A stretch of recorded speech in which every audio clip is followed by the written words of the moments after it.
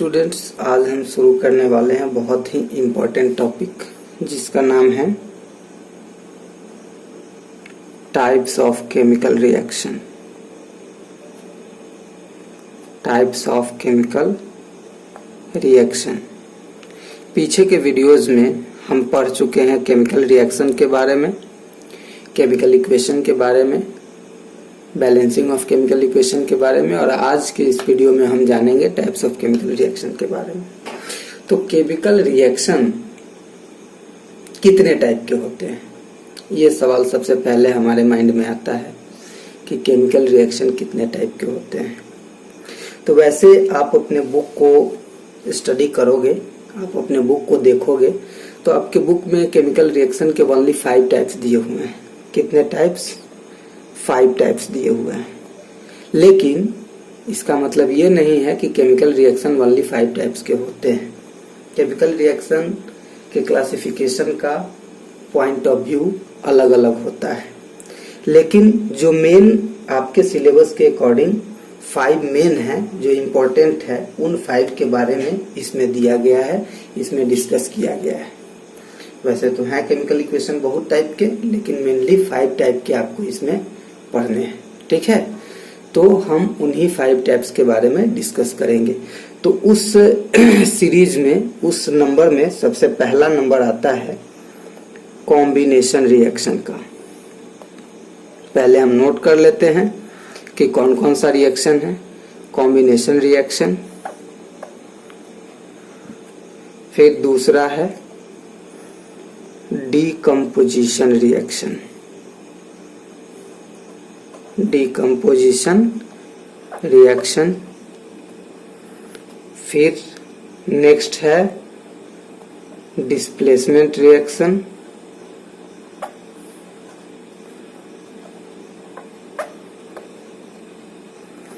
और फोर्थ है double displacement reaction,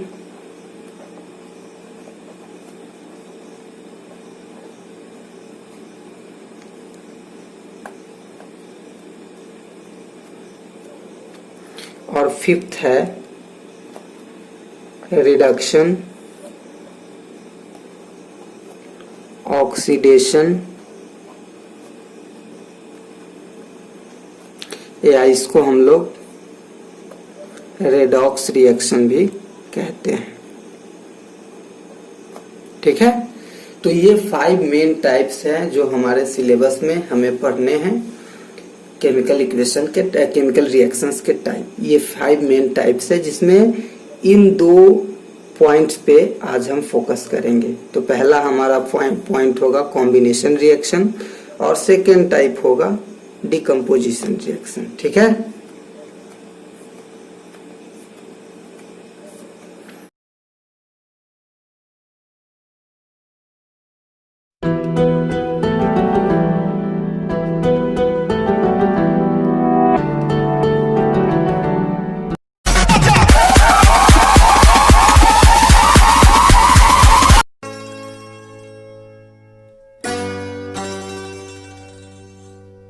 चलिए हम शुरू करते हैं आज का वीडियो और देखते हैं क्या है कॉम्बिनेशन रिएक्शन। Combination reaction. लेकिन इस टॉपिक को स्टार्ट करने से पहले मैं आप लोगों को एक बात बता दूं कि अगर आप लोग ऐसे ही चाहते हैं कि लेटेस्ट और कंटिन्यूअसली मैं आप लोगों के बीच आता रहूं और आपके सारे टॉपिक्स को डील करूं, आपके सारे प्रॉब्लम्स को सॉल्व करूं, तो इसके लिए आपको मुझे सपोर्ट करना होगा, मेरे चैनल को सब्सक्राइब करना होगा, और सब्सक्राइब करने के बाद बेल आइकन को आप दबाएंगे, जिससे कि हमारा वीडियो अपलोड होते ही आप तक उसका इन्फॉर्मेशन पहुंच जाएगा। ठीक है, वीडियो अच्छा लगे तो लाइक भी करें, कमेंट भी करें, और अपने फ्रेंड्स के साथ शेयर भी करें। तो स्टार्ट करते हैं कॉम्बिनेशन रिएक्शन। कॉम्बिनेशन, देखिए ये कॉम्बिनेशन है क्या। कॉम्बिनेशन को पहले समझना है। होता क्या है कि जो भी वर्ड्स हम लोग डिस्कस करते हैं, जो भी वर्ड्स हम लोग डील करते हैं उसका जो भी चीज है उस चीज से रिलेटेड उसके नाम में ही छुपा हुआ होता है। तो कॉम्बिनेशन क्या है? कॉम्बिनेशन वर्ड सुनते ही आपके माइंड में आता होगा कंबाइन होना। और कंबाइन होने का मीनिंग क्या होता है? कंबाइन होने का मीनिंग होता है जुड़ना। जब हम किसी दूसरे के साथ जुड़ते हैं या जब दो कोई एक दूसरे से जुड़ता है उसे हम लोग कॉम्बिनेशन कहते हैं, कंबाइन होना कहते हैं। ठीक है, तो ये कॉम्बिनेशन रिएक्शन है, ऐसा रिएक्शन है जिसमें आप देखेंगे ये कि टू और मोर देन टू सब्सटेंस, क्या टू और more than two substance combine होते हैं केमिकली। उनके जो एटम्स होते हैं एक दूसरे के साथ जुड़ते हैं, इंटरचेंज करते हैं, कंप्लीटली ऐड होते हैं और ऐड होकर के न्यू प्रॉपर्टी वाले न्यू सब्सटेंस को फॉर्म करते हैं। ठीक है, तो इसको इस तरह से हम लोग समझ सकते हैं, जैसे ये ए कोई सब्सटेंस है, बी कोई सब्सटेंस है, ये दोनों कंबाइन होकर कोई अनदर सब्सटेंस सी बनाता है। ठीक है, तो ये है कॉम्बिनेशन रिएक्शन। ठीक है, ये कॉम्बिनेशन रिएक्शन है। अब यहाँ पे केयर आपको करना है कि ये ए जो है, ये ए एलिमेंट भी हो सकता है या कंपाउंड भी हो सकता है।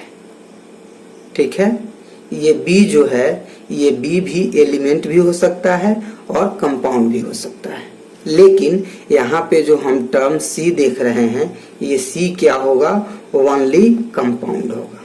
क्या होगा? Only compound. ठीक है, तो ये कॉम्बिनेशन रिएक्शन को हम इस तरह से समझ सकते हैं। इसमें आप देख क्या रहे हैं कि दो सब्सटेंस ए और बी एक दूसरे से कंबाइन होकर सी बना रहा है। अब यहाँ पे हम सी क्यों लिखे हैं, यहाँ पे ए बी क्यों नहीं लिखे हैं, ये भी एक कंडीशन है। तो ए भी हम इसलिए नहीं लिखे हैं क्योंकि आप केमिकल रिएक्शन के नेचर को जानते हैं अच्छी तरह से कि केमिकल रिएक्शन जो होता है उसमें जो भी सब्सटेंस फॉर्म होते हैं उनका कैरेक्टर उनके कंपोनेंट से बिल्कुल डिफरेंट होता है। अगर हम ए बी लिखते तो इसका मीनिंग ये होता कि ये मिक्स हो रहा है। ठीक है, इसीलिए हमने यहाँ पे सी लिखा। ठीक है, अब इससे रिलेटेड आप और भी एग्जांपल्स इसमें कंसीडर कर सकते हैं। जैसे एक जो सबसे यूनिवर्सल एग्जांपल है H2 plus O2, it gives 2H2, इसको हम बैलेंस कर देते हैं। ठीक है, तो आप ये देख रहे हैं कि यहाँ पे एक सब्सटेंस है, यहाँ पे एक सब्सटेंस है और यहाँ पे अनदर सब्सटेंस है। ठीक है, आप और भी एग्जांपल ले सकते हैं। Carbon plus oxygen, it gives carbon dioxide. ठीक है, तो ये कॉम्बिनेशन रिएक्शन है।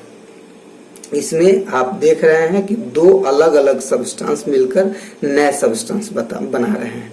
अब यहाँ पे आप देख रहे हैं सी, लेकिन ये देखने के बाद तो लग रहा है कि ये ए बी के जैसा है, तो हमने ए बी नहीं लिखा। देखिए, ये ए बी के जैसा नहीं है, ये एक अलग सब्सटेंस है, ये एक अलग सब्सटेंस है। इसका कैरेक्टर इन दोनों सब्सटेंस के कैरेक्टर से बिल्कुल डिफरेंट होता है। अब जैसे अगर हम फिजिकल स्टेट की ही बात करें तो ये सॉलिड होता है, ये गैस होता है और ये गैस होता है। ठीक है, आप भी ये जानते हैं, ये गैस होता है, ये गैस होता है और ये लिक्विड होता है। तो एक कैरेक्टर तो आप यहीं पे चेंज देख रहे हैं। ठीक है, और दूसरा कैरेक्टर ये है कि ये ऑक्सीजन हमें जीवन देता है और ये कार्बन डाइऑक्साइड हमारा जीवन लेता है। मतलब इन दोनों के जो कैरेक्टर्स हैं, इन दोनों के कैरेक्टर्स अलग अलग हैं और इनका कैरेक्टर बिल्कुल डिफरेंट है एक दूसरे से। ठीक है, तो ये कॉम्बिनेशन रिएक्शन है मेनली, इसको आप समझिए। अब इसको समझने का और भी हमारे पास टेक्निक है, और भी तरीका है, और भी तरीकों से हम इसे अभी समझने वाले हैं। तो हम और तरीके से समझते हैं। एक बार फिर से हम लिखते हैं A plus B, it gives C. और मैंने आपसे जस्ट थोड़ी देर पहले बताया कि ये ए जो है एलिमेंट भी हो सकता है, कंपाउंड भी हो सकता है, बी एलिमेंट भी हो सकता है, कंपाउंड भी हो सकता है, लेकिन सी ऑलवेज कंपाउंड ही होगा। क्या होगा? कंपाउंड ही होगा। तो देखिए, कॉम्बिनेशन रिएक्शन का जो मेथड है, ये तीन तरीकों से कंबाइन होते हैं एलिमेंट्स के साथ, या दो एलिमेंट या जो सब्सटेंस है इनके कंबाइन होने के तीन लेवल हैं। तो पहला लेवल क्या है? दो एलिमेंट प्लस एलिमेंट, यानी कि दो एलिमेंट कंबाइन होकर क्या बनाते हैं? कंपाउंड होते हैं। और इसका जो सबसे खास बात ये है वो ये है कि रिएक्टेंट में 2 या 2 से ज्यादा होंगे, 2 और मोर देन 2 होंगे, और प्रोडक्ट में ओनली 1 सब्सटेंस होगा। इस तरह से हम इसको पहचान सकते हैं कि कौन सा कॉम्बिनेशन रिएक्शन है। तो कैसे पहचानेंगे हम कि रिएक्टेंट में हमेशा 2 या 2 से ज्यादा होंगे और प्रोडक्ट में हमेशा ओनली 1 होगा। हाँ, इसके साथ आप देख सकते हैं कि हीट, लाइट या एनर्जी और एनी काइंड ऑफ एनर्जी हो सकता है, लेकिन ये कोई सब्सटेंस नहीं है, कोई प्रोडक्ट नहीं है, ये इसके साथ घटने वाली एक घटना है। ठीक है ना। तो ये प्रोडक्ट नहीं होता है, प्रोडक्ट मेनली ये होता है। तो आप देख सकते हैं कि रिएक्टेंट में 2 और मोर देन 2 होंगे, जबकि प्रोडक्ट में ओनली 1 सब्सटेंस होगा। ठीक है। तो ये हम कंसीडर करते हैं कि अगर ए एलिमेंट है, बी भी एलिमेंट है, इस टाइप का हम कुछ एग्जांपल लेते हैं। जैसे थोड़ी देर पहले भी हमने लिया था, एक बार फिर से लेते हैं। N2 plus H2 it gives NH3। इसको हम बैलेंस कर लेते हैं। ठीक है। और भी इसके एग्जाम्पल हो सकते हैं। Sulphur plus oxygen it gives sulphur oxide. ठीक है। हम लोग और भी ले सकते हैं। N2 plus O2 it gives NO2। यानी कि ये जो कॉम्बिनेशन रिएक्शन है, कॉम्बिनेशन होने के 3 लेवल हैं। जैसे कि मैंने बताया कि ए भी एलिमेंट हो सकता है, बी भी एलिमेंट हो सकता है, ए भी कंपाउंड हो सकता है, बी भी कंपाउंड हो सकता है, ए एलिमेंट भी हो सकता है और बी कंपाउंड भी हो सकता है। तो 3 तरह के होते हैं, जिसमें ये पहला हमने समझ लिया। इस तरह के आप और भी बहुत सारे रिएक्शन को कंसीडर कर सकते हैं समझने के लिए। इसमें समझने वाली जो सबसे इम्पोर्टेंट बात है, वो इम्पोर्टेंट बात ये है कि इसमें क्या होगा कि रिएक्टेंट में हमेशा 2 और मोर देन 2 होगा और प्रोडक्ट में हमेशा ओनली 1 सब्सटेंस होगा। ओके। अब सेकेंड जो चीज हमको इसमें समझना है, सेकेंड चीज वो ये है कि अगर ए एलिमेंट है, ए एलिमेंट है और बी कंपाउंड है, प्रोडक्ट तो हमेशा कंपाउंड ही होगा। ठीक है। तो जैसे एलिमेंट में ए को हम ले लेते हैं O2 और कंपाउंड में हम ले लेते हैं SO2, तो ये बनाता है SO3। ठीक है। या O2 plus CO it gives CO2। ये सारे इसके एग्जांपल्स हो सकते हैं। O2 plus NO2 it gives NO3। तो इस तरह के बहुत सारे एग्जांपल्स हो सकते हैं, जिसमें आप देख रहे हैं कि एक एलिमेंट है और एक कंपाउंड है, ये भी एलिमेंट है, ये भी कंपाउंड है, ये भी एलिमेंट है और ये कंपाउंड है। ठीक है ना। तो आप इसमें किसी को कहीं भी लिख सकते हैं। आप कंपाउंड प्लस एलिमेंट भी लिख सकते हैं, एलिमेंट प्लस कंपाउंड भी लिख सकते हैं। इसके लिए कोई डिस्टिंक्शन नहीं होता है कि हम ऐसे ही लिखेंगे या वैसे ही लिखेंगे। ठीक है। तो ये हुआ इसका सेकेंड स्टेज। ठीक। और थर्ड स्टेज जब हम समझते हैं, थर्ड स्टेज में क्या होता है, दोनों कंपाउंड होंगे तब किस तरह का रिएक्शन होगा और उसको कैसे पहचानेंगे। It gives compound. ठीक है। तो जैसे हम ले लेते हैं H2O plus SO3 it gives H2SO4। ठीक है। और हम ले सकते हैं H2O plus CO2 it gives H2SO3। इसके अलावे भी हम और कंपाउंड ले सकते हैं, जैसे CaO plus CO2 it gives CaCO3 या CaO प्लस H2O और ये बनाएगा CaOH का होल 2। ठीक है। तो ये जो सारे एग्जाम्पल्स आपने देखे, ये सारे एग्जाम्पल्स कॉम्बिनेशन रिएक्शन के हैं। और कॉम्बिनेशन रिएक्शन का 3 लेवल होता है। एक होता है जिसमें 2 एलिमेंट्स जुड़कर कंपाउंड बनाते हैं, एक लेवल होता है जिसमें कि एक एलिमेंट और एक कंपाउंड होता है, और एक लेवल होता है जिसमें 2 कंपाउंड मिलकर के कंपाउंड बनाते हैं। तो ये सारे एग्जाम्पल्स हुए। अब इनसे रिलेटेड जो नोट्स हैं वो आप देख लीजिए। तो अब आप यहाँ पे देख रहे हैं क्लियरली कि यहाँ पे डिकम्पोजिशन रिएक्शन शुरू हो रहा है। ठीक, तो अभी तक हम लोग कॉम्बिनेशन रिएक्शन के बारे में डिस्कस किए हैं, अब हम डिकम्पोजिशन के बारे में डिस्कस करेंगे।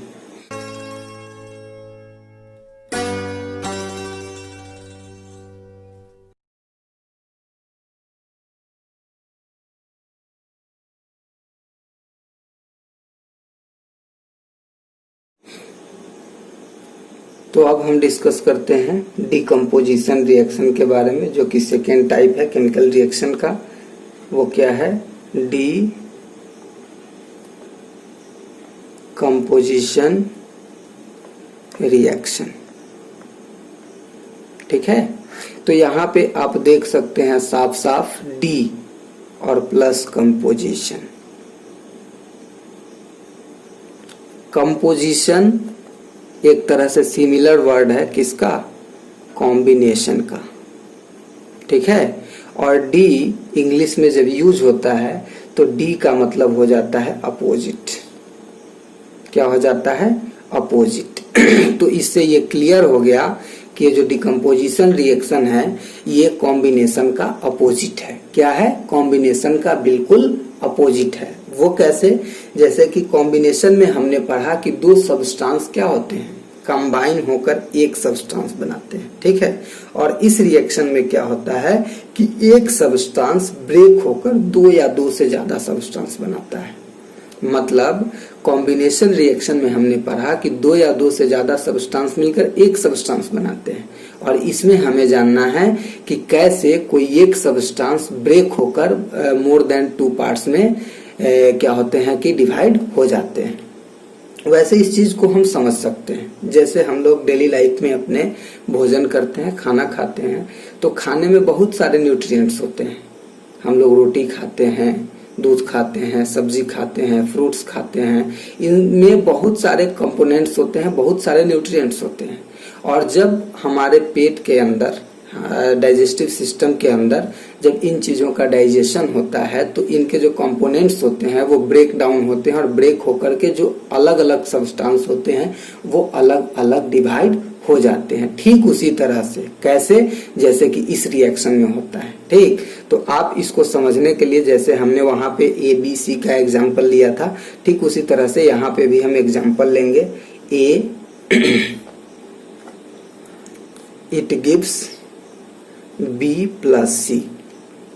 वहां पे हमने देखा कि दो सब्सटेंस जुड़कर एक सब्सटेंस बना रहा है, और यहाँ पे हम लोग देख रहे हैं कि एक सब्सटेंस ब्रेक होकर दो या उससे ज्यादा सब्सटेंस को फॉर्म कर रहा है। ठीक है, तो ये जो डिकम्पोजिशन होता है, इस डिकम्पोजिशन के पीछे तीन रीजन होते हैं।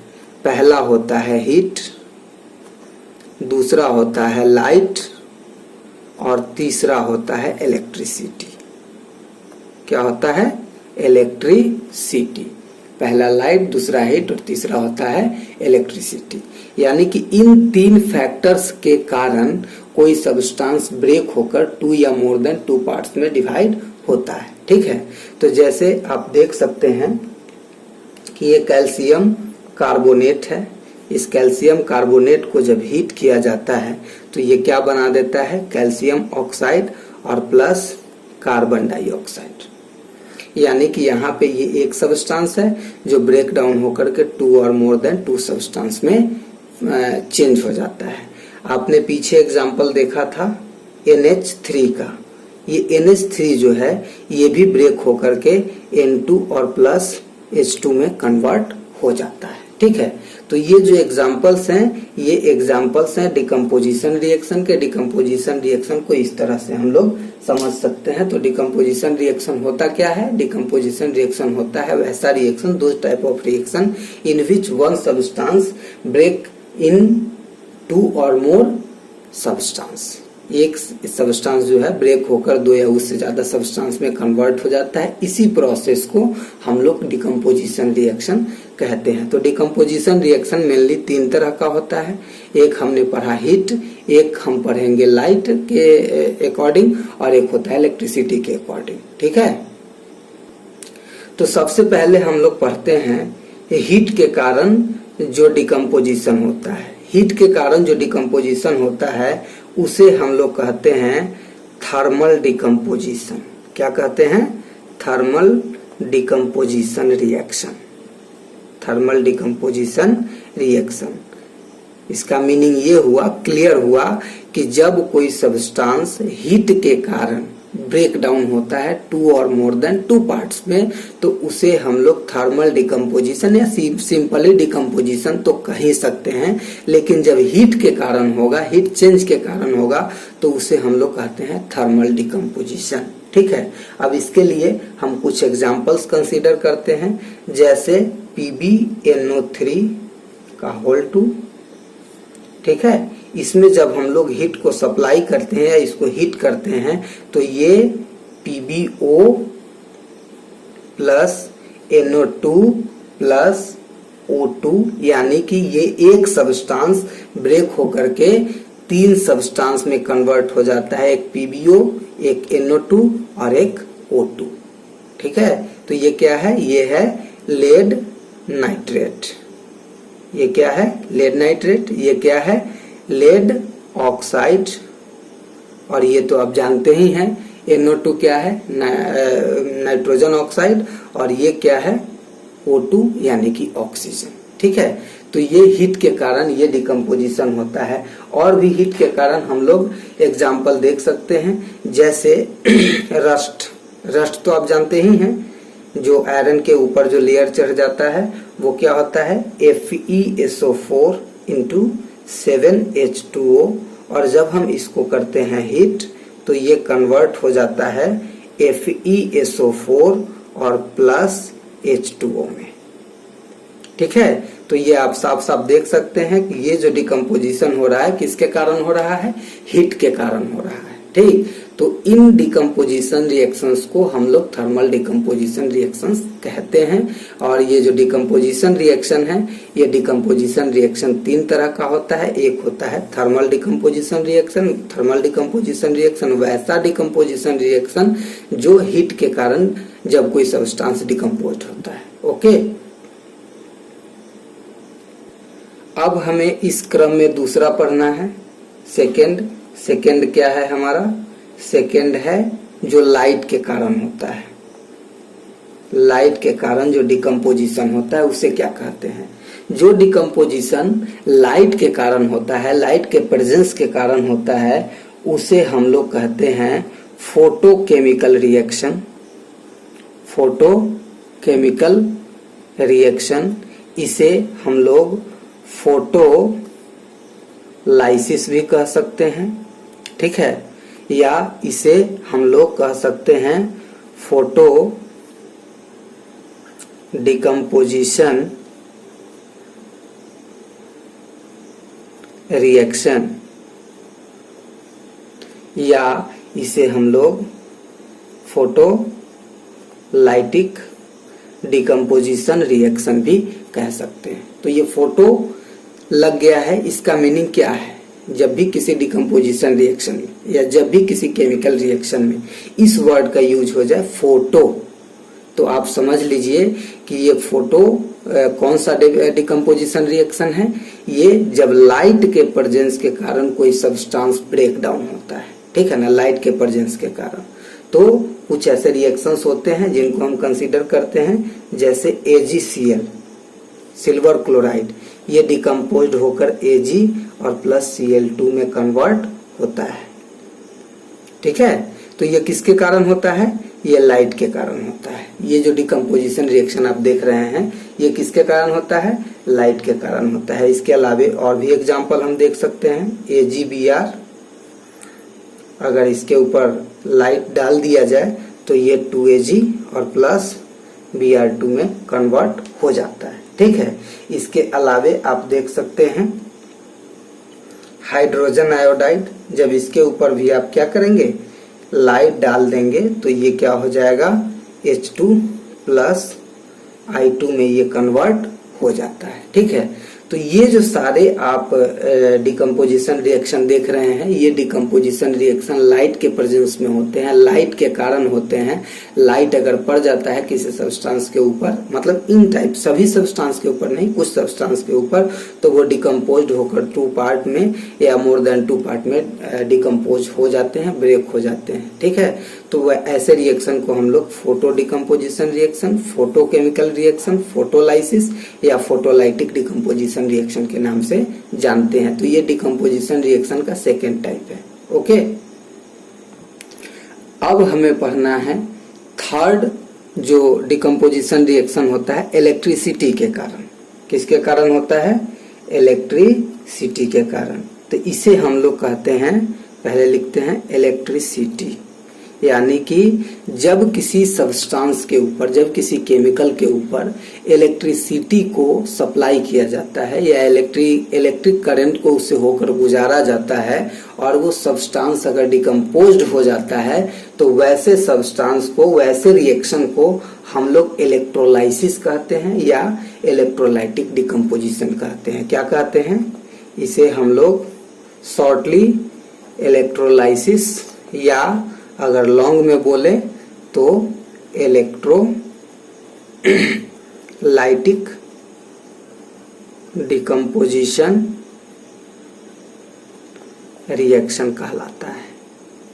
ठीक है, तो जैसे हम देख सकते हैं, आप सुने भी होंगे, अपने अपने बुक में देखा भी होगा कि ये वाटर जो है, जब वाटर के अंदर से इलेक्ट्रिसिटी को गुजारा जाता है तो एनोड पर H2 और कैथोड पर O2 हमें प्राप्त होता है। ठीक है ना, कहाँ प्राप्त होता है? कैथोड पर, सॉरी एनोड पर O2 एट एनोड, और ये हमें प्राप्त होता है कैथोड पर। ठीक है, तो ये जो मेन सब रिएक्शन है किसके कारण है? ये इलेक्ट्रिसिटी के कारण है। जब इलेक्ट्रिसिटी गुजरेगा तभी वाटर डिकम्पोज्ड होगा। अगर इलेक्ट्रिसिटी से होकर इसको नहीं गुजारते हैं, इसके ऊपर लाइट का कोई इफेक्ट नहीं पड़ता है, इसके ऊपर हीट का कोई इफेक्ट नहीं पड़ता है। ये हीट के कारण डिकम्पोज नहीं हो सकता है, ये लाइट के कारण डिकम्पोज नहीं हो सकता है। ये जब भी होगा तो इलेक्ट्रिसिटी के कारण होगा।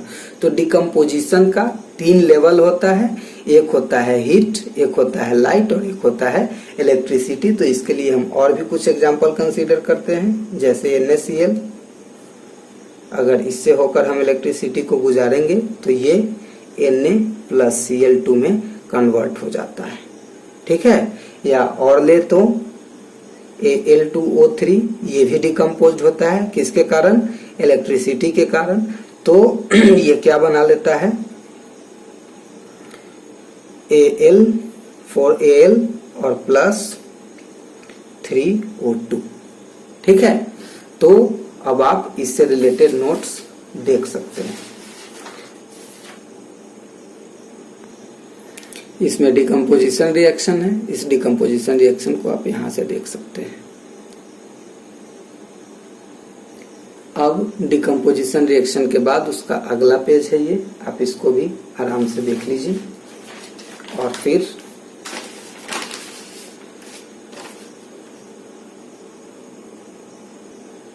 ये उसके बाद का नेक्स्ट पेज है।